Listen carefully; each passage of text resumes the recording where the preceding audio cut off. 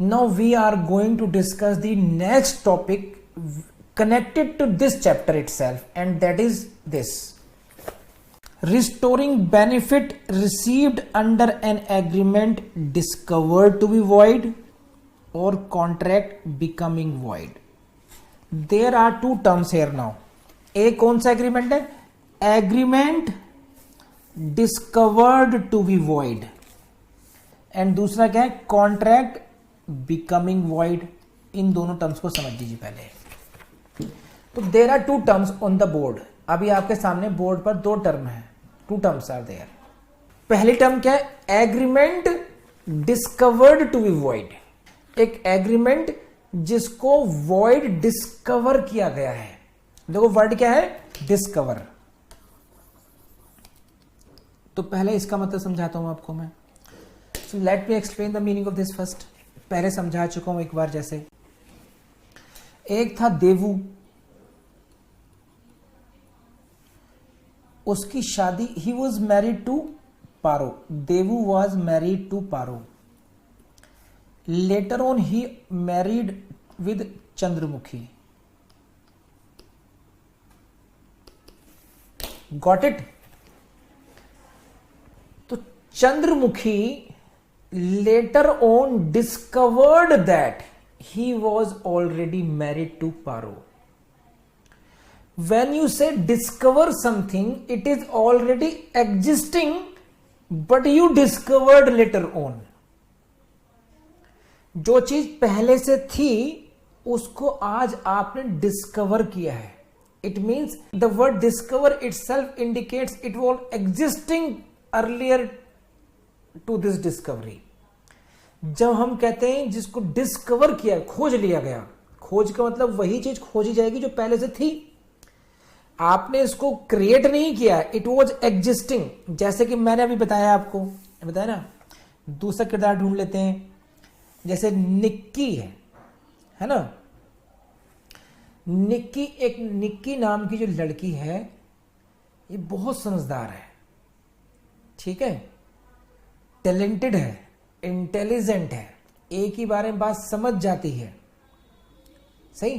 अब ये ऐसे ही गलियों में घूमती रहती थी, कंचे खेलती रहती थी, और ज्यादा ध्यान था नहीं चीजों में. एक बार वहां से एक समझदार इंसान निकला, चंद्रगुप्त स्टाइल में, है ना. फिर उसने उससे बात की, निक्की से, और पता चला अरे निक्की तो बहुत समझदार है, ये तो एक दिन हिंदुस्तान पे राज करेगी. मैं इसको ट्रेन करूंगा, मैं दूंगा निक्की को ट्रेनिंग, और मैं इसे चंद्रगुप्त से ज्यादा चाणक्य मिले और मैं चंद्रगुप्त से ज्यादा आगे लेके जाऊंगा इसको. तो talent of the Nikki was discovered, it was existing prior to that. ठीक है. ऐसे ही हुआ. एक एग्रीमेंट है that was void ab initio. वो पहले से ही वॉइड था, आपको पता नहीं था, लेकिन बाद में डिस्कवर हुआ कि ये तो वॉइड है. सही है?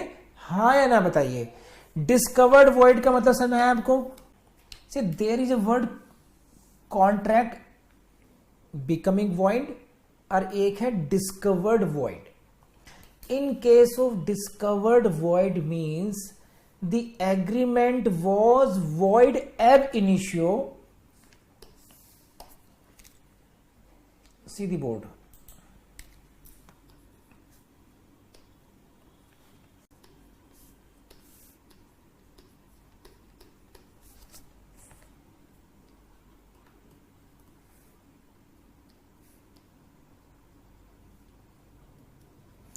Agreement was void ab initio, but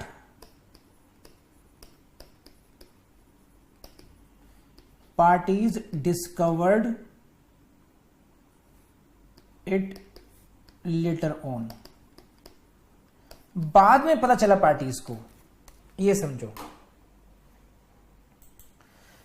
contract तो वॉइड था, लेकिन आपको पता नहीं था कि वॉइड है. ये शुरू से ही वॉइड है, आपको पता नहीं था तो ये आपको बाद में चला पता। जैसे for example, Shashank and Saurabh Bose entered into an agreement regarding the cell purchase of a horse. आप सेक्शन 20 में चले जाइए, जो मिस्टेक बाय बोथ पार्टीज है ना।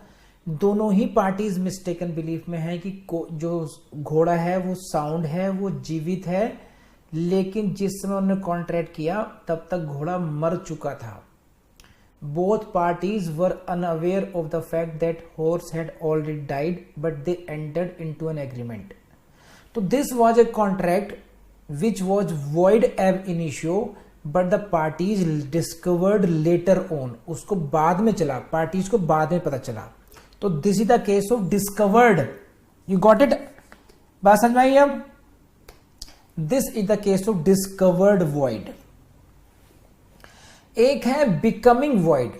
The contract was valid but later on it became void. The cases covering in 56 para second, doctrine of frustration वाले को जो केसेस हैं, इन दोनों की बात कर रहे हैं। तो ऐसे केसेस में अगर किसी पार्टी ने कोई बेनिफिट गेन कर लिया है तब क्या होगा? इस रेफरेंस में there you have to read the section 65। Please see the section 65। This is the bare act language of section 65। When an agreement is discovered to be void, one situation. When the contract becomes void, number 2 situation. This situation may be covered under section 20. This situation may be covered under section 56 para second। एक agreement जिसके बारे में बाद में चला पता कि वो वॉइड है, या एक ऐसा कॉन्ट्रैक्ट जो बाद में वॉइड हुआ, पहले ठीक था वो। ठीक। एनी पर्सन, कौन सा person? Who has received any advantage under such agreement और contract is bound to restore it or he is bound to make compensation for it to the person from whom he received it। from the person from whom he received it। अब इसको समझिए। A pays B, A pays B ₹100। A pays to B for what? In consideration of B's promising to marry C। If B promise B marry to C, he is paying ₹1000। C is dead at the time of promise। यहां पे ध्यान, this is very important। Please see this। In this case, C is dead at the time of promise। Contract is between A and B। This is A and B। What is the consideration? कि if B marries C, I will pay you ₹1000, और ₹1000 दे देते हैं। So 1000 rupees are given to B so that he should marry C, but C was dead at the time of promise। तो this line C is dead at the time of promise, ये जो लाइन है, this line C is dead at the time of promise, it means what? C is dead। C is dead at the time of promise। It means what? This contract was void at the time of it because C was dead, but later on it was discovered to be void। And in this case, because A has paid ₹1000 to B, because B has received ₹1000, it means he has received some advantage under this। So this is an agreement which was discovered to be void and B has taken advantage of ₹1000।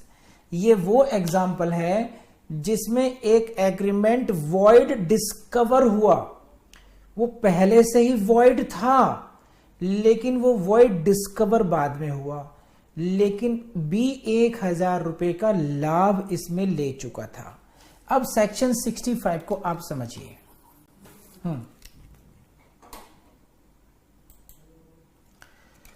Where an agreement is discovered to be void, right?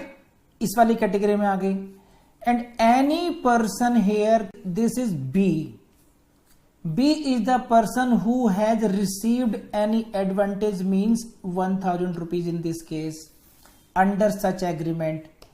Now in this case B is bound to restore it, यानी कि B is bound to restore it का मतलब to give it back to the A को वो 1,000 रुपए उसको वापस करने चाहिए, और to make compensation for it to the person from whom he received it, जिससे उसने रिसीव किया है। बोलो हाँ है ना। इतनी सी बात आपको समझ में आई या नहीं आई? तो in this illustration you can understand the meaning of discover to be void. इसका मीनिंग समझ में आ गया होगा आपको। Who has received any advantage, ये आपको समझ में आ गया होगा। And what is the requirement of this section, that he should restore the advantage or the benefit secured under this agreement। तो प्लीज लेट मी नो इतनी बात आपको समझ में आई नहीं आई? Come on hurry up everyone, बढ़े आगे को। तो आई बिलीव कि आपको समझ में आएगा डिस्कवर टू वॉइड, और सेक्शन 65 का भी है, यही बात है। अब आ जाइए contract becomes void. Same thing is with the becomes void. When a contract becomes void, same rule applies here in this case as well. I take up the next illustration to understand the things in a better way. देखते हैं क्या है। You see illustration singer वाला, इसको पढ़ते हैं। देखिए, A contracts to sing for B at a concert for ₹1,000 which are paid in advance. A is too ill to sing.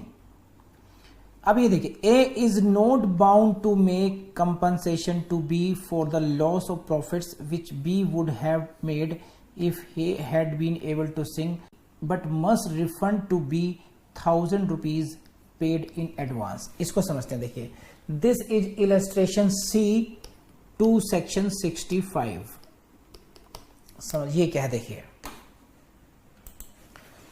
A contract to sing for B at a concert. एक music concert है, and now suppose I am suppose to sing at the concert, and B जो है जो organiser है, he will earn from this.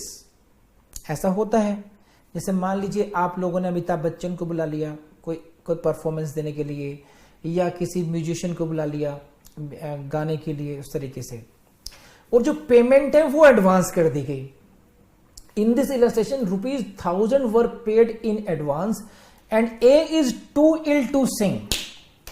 ये जो लाइन है, A is too ill to sing, it means now performance of the contract becomes impossible.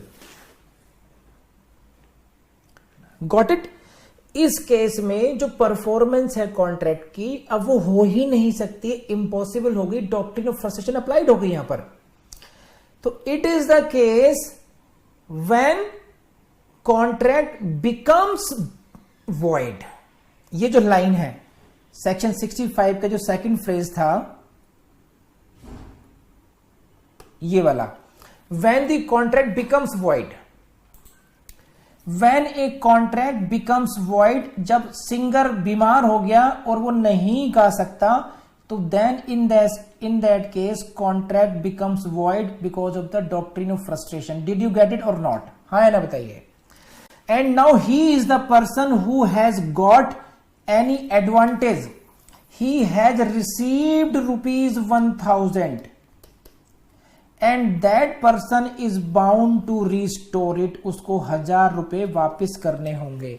तो it is with regard to this, it is in that reference you need to understand section 65 कि if in any case when the contract becomes bound and any of the party has received any advantage, अगर कोई advantage receive कर लिया है then you will have to restore back, then you will have to compensate. अभी अगला example ही पढ़ लेते हैं, अपन लोग पढ़ते हैं। देखिए क्या है ये, डी था, पहले था डी था, वो ये था डी था, थोड़ा करेक्शन कर लीजिए। अब जो पढ़ रही है ये सी है। थोड़ा A is a singer, A is a singer, he contracts with B the manager of a theatre. तो there is a contract between A and B, A और बी के बीच में कॉन्ट्रैक्ट हुआ। Who is the A is the singer, who is B is the manager of the theatre. What is the agreement? To sing at his theater for 2 nights every week, 7 days में 7 nights में 2 दिन उसको गाना है और अगले 2 महीने तक गाना है, for next 2 months। तो this is what, and B engages to pay her ₹100 for each night's performance। Her night की परफॉर्मेंस के लिए उसको 100 रुपए मिलने वाले हैं। ठीक है, तो ये हुआ एग्रीमेंट। मैं समझाता हूं कॉन्ट्रैक्ट में क्या है।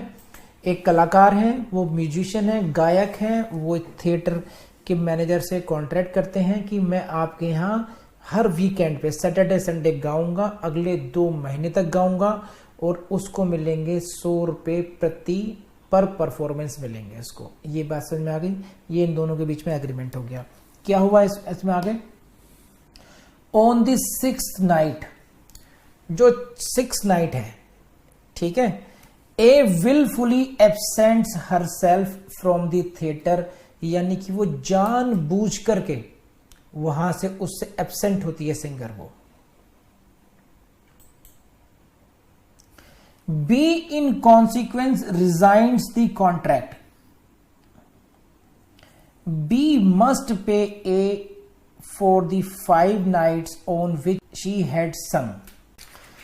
ये इलस्ट्रेशन इस पे एग्जैक्टली फिट नहीं होता हमारे टॉपिक पर। यहां पर कोई बिकमिंग वॉइड वाला बात तो है नहीं। दिस कॉन्ट्रैक्ट तो सीधी सीधी बात है, it was a breach of contract. यहां पर बिकम्स वॉइड या डिस्कवर्ड वॉइड नहीं है, लेकिन इन्होंने इस इलस्ट्रेशन को अटैच कर दिया है इसमें। तो I don't think we should discuss this illustration, you may leave it. I believe कि आपको कॉन्सेप्ट समझ में आ गया होगा कि जो 56 में है, 56 का जो क्लॉज सेकंड है 56 है, यहां से अगर आप पढ़ेंगे, this is the section 56 para second, और इसको हम पढ़ते हैं सेक्शन 65 के साथ में, कि अगर एक कॉन्ट्रैक्ट जिसकी परफॉर्मेंस बाद में इम्पॉसिबल हो जाए या अनलॉफुल हो जाए तो वो वॉइड हो जाता है, बिकम्स वॉइड। ये हमें कहता है सेक्शन 56। और इसी के साथ सेक्शन 65 ये कहता है कि अगर ऐसे एग्रीमेंट में किसी पर्सन ने कोई एडवांटेज लिया हो तो as per law he should restore it, उसको रीस्टोर करना होगा। तो this is section 56 read with section 65। This is what, जो अभी हमने इलस्ट्रेशन पीछे पढ़ा था वो that is not connected to this section itself actually. अब मुझे बताइए इतनी बात आपको समझ में आई या नहीं आई? Come on hurry up. जो सेक्शन 64 पढ़ेंगे 5 पढ़ेंगे तब दोबारा पढ़ेंगे उसको अलग तरीके से। It's over from my side. देखिए अब आपको सेक्शन 56 में क्या करना चाहिए, प्रीलिम से क्वेश्चन छूटेंगे नहीं आपसे। मेंस का क्वेश्चन सिंपल से ही कहता है discuss the doctrine of frustration, discuss the doctrine of frustration. 3-4 case laws हर पॉइंट के, एक कॉमर्शियल डिफिकल्टी का, एक फिजिकल इम्पॉसिबिलिटी का, एक चेंज सर्कमस्टेंसेस का, ठीक, एक कॉमर्शियल डिफिकल्टी का। 3-4 केस जो पॉइंट्स हैं उनका एक एक केस लॉ समझा करके आपको डॉक्ट्रिन ऑफ फ्रस्ट्रेशन लिखनी है। और ये ध्यान रखना मेंस में आपके पास बहुत ज्यादा स्कोप नहीं होता है बहुत कुछ लिखने का। तो ऐसा नहीं कि जितना आपको आता है वो सभी लिख पाओगे, वहां पर इम्पॉसिबल है। 10 या 12 मिनट के अंदर आपको पूरे क्वेश्चन का आंसर देना है। तो उसमें आप मुश्किल से मुश्किल 250 या 300 शब्द लिख पाते हो। You cannot write more than 250 or 300 words within 10 to 12 minutes in the exam which you get to write in your mains, right? So you need not to cram everything of every section. Just focus on selected areas. कौन कौन से sections मैं करा चुका हूँ, आपको बता चुका हूँ कि कुछ कुछ सेक्शंस को बहुत डीपर में पढ़ा और कुछ सेक्शंस को हम लोगों ने बेरेट से हेडिंग से करके उस तरीके से कवर करते हैं। तो I have covered this section 56 in maximum possible details and the same I will do with the section 73, 74 and 75, यानी कि remedies for the breach of contract. If someone commits breach of contract, what are the remedies? We should understand and study that chapter in detail, which we will do in the next session now. तो दोस्तों class कर ली आप लोगों ने और मुझे पूरी उम्मीद है क्लास आपको पसंद आई होगी। अगर ऐसा है तो प्लीज़ लाइक जरूर कीजिएगा। अगर आप लाइक नहीं करते तो हमें आइडिया नहीं लगेगा कि आपको हमारी क्लास पसंद आई है नहीं आई। कमेंट कर देंगे, बहुत अच्छी बात है। शेयर कर लेंगे दोस्तों से तो और भी अच्छी बात है। और जरूर सब्सक्राइब जरूर कीजिएगा, हमारे नोटिफिकेशन अदरवाइज आप तक पहुँचेंगे नहीं। और इसी के साथ साथ मैं आपको बताऊँ, हम लोग ने कोशिश ये की, हमने कोर्स डेवलप करा है, वो हमारे ऐप पर मिलेगा आपको। विधि जुडिशियल एकेडमी के एक ऐप पर हम लोगों ने कोर्स डेवलप किया है कि भाई कुछ ऐसा दीजिए स्टूडेंट्स को कि वीडियोस उन्होंने कवर कर लिए हमारे यहाँ से, यूट्यूब से कर लें भले ही वो, लेकिन उनको एमसीक्यू प्रैक्टिस करानी है ना, एमसीक्यू टेस्ट की प्रैक्टिस करनी है, उनको लगातार करनी है, वो पॉसिबल नहीं है यूट्यूब पर। तो इसलिए उनको हम वो सारे टेस्ट दे दें जिनको हम रेगुलरली आगे भी अपडेट करते रहेंगे। नंबर 2, हम उनको ऐसे नोट्स दे दें जो वन लाइनर नोट्स होंगे, याद करना आसान होगा। अगर उसको डाउनलोड करके अपने मोबाइल में ही रख लेंगे तो उनके लिए बहुत हेल्प हो जाएगी। तो ऐसे ऐसे कोर्सेज को हम लोगों ने डेवलप किया है अपने ऐप पर। और उनकी जो फीस कह लीजिए, जो कॉस्ट रखी है, वो केवल ऐसी रखी है जैसे कि आपकी लॉ की बुक्स की आती हैं, 100, 125, 150 रुपये, 10 रुपये, 20 रुपये, इस तरह के कोर्सेज हैं वहाँ पर। वो तो आप एक्सप्लोर कर लीजिए, अगर आपको समझ में आए तो आप, मुझे तो ऐसा लगता है कि आपकी बहुत बड़ी हेल्प हो जाएगी। उनको एक बार देख लीजिएगा। Thank you.